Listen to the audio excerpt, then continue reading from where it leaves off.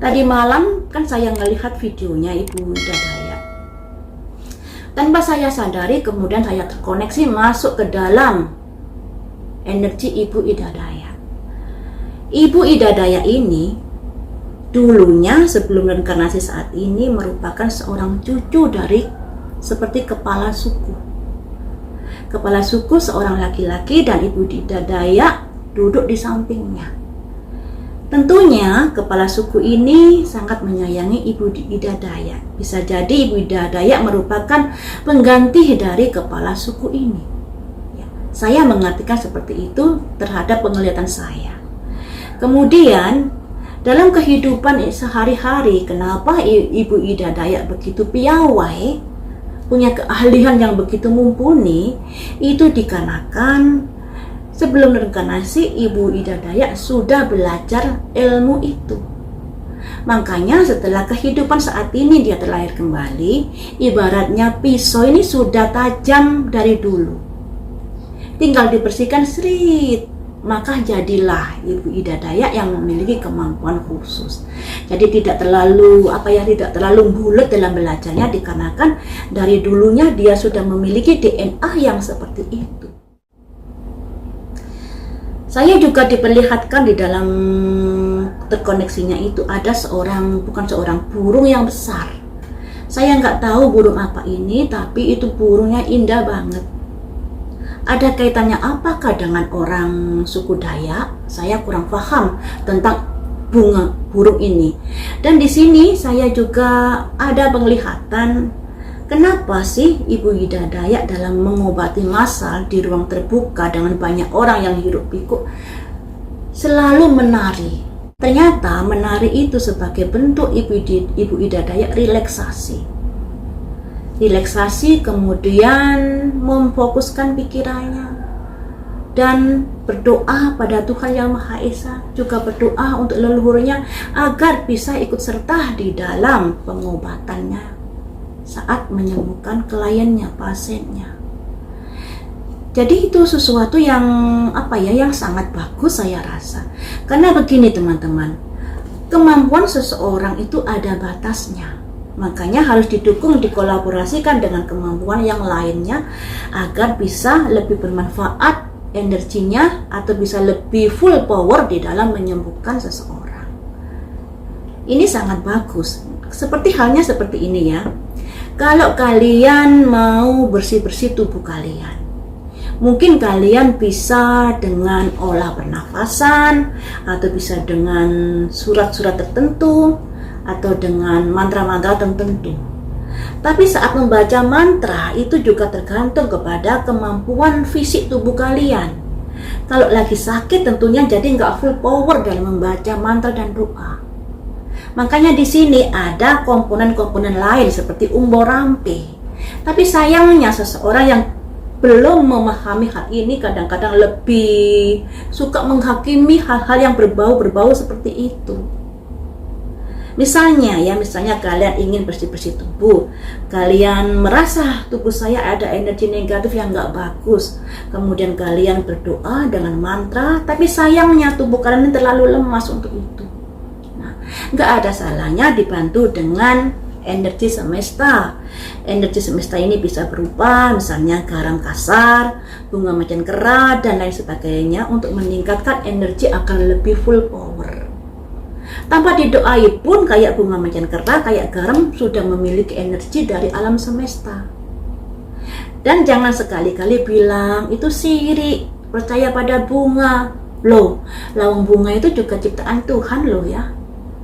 Tuhan memberikan ciptaannya beraneka ragam untuk dimanfaatkan. Makanya sebelum menghujat, pelajari dulu. Misalnya kandungan dari bunga macan kera ini seperti apa, efeknya seperti apa. Kalau nggak percaya silakan coba. Misalnya di ruang rumah kalian merasa ada sesuatu yang ganjil, kalian beli aja bunga macan kera. Kalian rendam, kalian remas-remas bunganya, kemudian kalian ciprat-cipratkan di ruangan tersebut. Hasilnya seperti apa? Akan ada bulu kuduk yang menggorok. Jangankan bunga macan kera, yang gampang sajalah. Bunga daun banyak kok dari tumbuh-tumbuhan yang bisa bermanfaat untuk membantu menetralisir energi yang negatif, seperti bunga macan kera, atau bisa juga beras dikasih parutan kunir ditabur-taburkan, itu juga bagus. Kenapa sih kok bisa seperti itu? Itu salah satu ilmu dari leluhur kita. Makanya jangan menghujat kalau ilmu leluhur itu sesuatu yang melenceng. Pelajari dulu manfaatnya. Semuanya itu kembali kepada Tuhan, tergantung niatmu dalam menjalankan ritual itu untuk apa. Niat inilah yang membuat keilmuan bisa menjadi hitam. Yang tadinya ilmu putih bisa beralih menjadi hitam karena niatmu mungkin kurang bagus. Tapi selagi niatnya masih bagus-bagus saja, ya no problem. No problem. Jadi seperti itu ya teman-teman. Di negara Indonesia ini berpulau-pulau, tentunya memiliki adat istiadat leluhur yang beragam.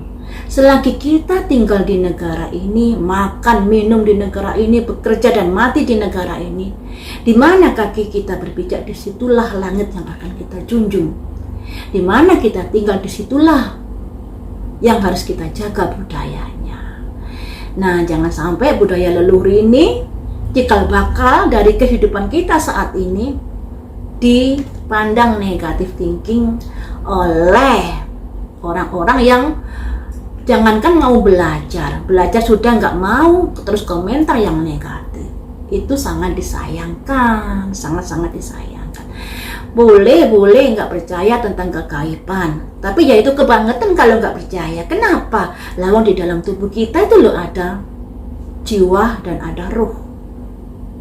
Kalau nggak percaya ya mati saja. Jadi bangkai ya. Karena kalau nggak ada ruh dan jiwa ya ibaratnya tubuh yang tidak bisa bergerak, ya mati kaku. Makanya sangat kebangetan kalau tidak percaya pada hal gaib, pada hal mistis dan lain sebagainya. Hidup ini berdampingan. Dan sebelum menghujat, alangkah baiknya pelajari dulu manfaat-manfaatnya dari ilmu-ilmu leluhur itu. Sangat bagus kok. Tinggal penerapannya apakah digunakan untuk sesuatu yang negatif atau sesuatu yang positif. Seperti itu ya teman-teman. Jadi untuk konten ini saya nggak prediksi, saya ingin berceramah sedikit tentang ilmu supranatural, juga tentang ibu daya. Dikarenakan tadi malam saya terkoneksi masuk ke dalam energi ibu daya di saat dia sebelum reinkarnasi saat ini. Ternyata kakeknya dulu di reinkarnasi yang dulu seorang pemuka kepala suku yang disegani, dan kakek ini memiliki cucu yang saat ini sebagai ibu daya, cucu yang sangat disayangi. Kemana-kemana selalu ikut. Dan juga penglihatan burung besar, saya nggak tahu burung apa itu. Seperti itu ya teman-teman. Semoga sukses selalu untuk ibu daya, dan semoga buat kalian-kalian yang belum terlalu memahami tentang dunia supranatural, alangkah baiknya sedikit demi sedikit membaca apa sih supranatural itu dan lain sebagainya. Jangan gampang untuk menghakimi, apalagi terkait dengan ilmu-ilmu dari leluhur. Semuanya itu tergantung dipergunakan untuk apa. Ya, manusia bisa berubah menjadi putih dan berubah menjadi hitam. Demikian juga keilmuan bisa menjadi putih dan hitam, tergantung diniatkan untuk apa.